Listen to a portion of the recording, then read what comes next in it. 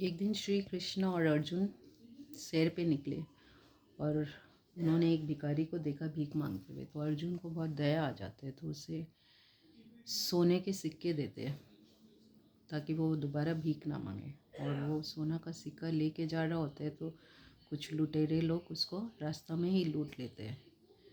तो अगले दिन वो दोबारा भीख मांग रहा होता है। अर्जुन फिर उसे देखते हैं, दुखी हो जाते हैं।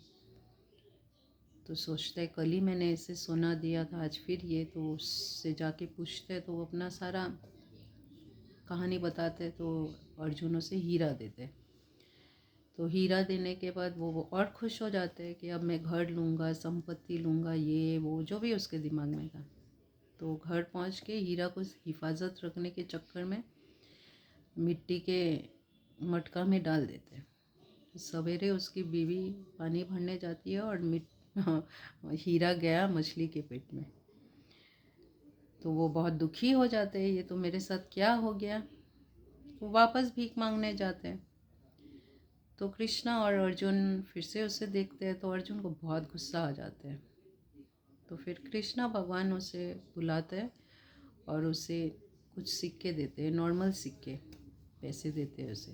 तो वो देखकर दुखी हो जाते हैं, सोचते हैं यार सोना मिला था वो भी किस्मत से गया, हीरा मिला वो भी गया किस्मत से, अब यही मेरा औकात है और यही इसी के लायक हूँ मैं, तो इससे मैं क्या ही करूँगा, चलो इसी किसी और को दे देता हूँ, किसी का भला हो जाए बोल के।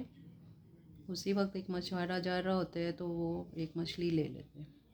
तो मछली लेके जैसे जा रहा होता है तो वो लुटेरे लोग देख लेते हैं उसे और वो सोचते हैं अरे ये तो मुझे पहचान लेगा, मुझे पकड़वा देगा बोल के उसके सारे सोना उसे वापस कर देते हैं जो भी उससे लूटा था। और घर जाते हैं तो जैसे मच्छी को वो करने शायद मारने जाते हैं या कुछ, तो वो मछली हीरा भी निकाल देते हैं उसका। तो वो बहुत ज़्यादा खुश हो जाता है, अरे मेरा तो सब कुछ लूटा हुआ मुझे डबल वापस मिल गया। तो कृष्णा और अर्जुन ये सब देख रहे होते हैं। तो अर्जुन कृष्णा को बोलते हैं ये क्या लीला है भगवान, ये क्या आपने कर दिया है, ये क्यों ऐसा हुआ। तो कृष्णा बोलते हैं तुमने जब उसे सोना दिया तो वो खुद के बारे में सोच रहा था, जब हीरा दिया तब भी वो खुद के बारे में ही सोच रहा था, लेकिन जब मैंने उसे कुछ सिक्के दिए तो वो दूसरों के लिए सोचने लग गया, तो मैंने उसके लिए सोचा।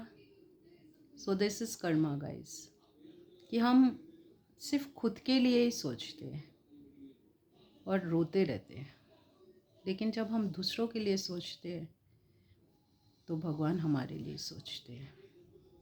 तो this story is taken from Osho. I came across this story while talking to my brother.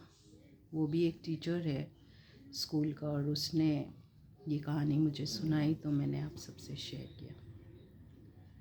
So be compassionate, be helpful and help people. Helping others will never go for waste. So bye bye and take care.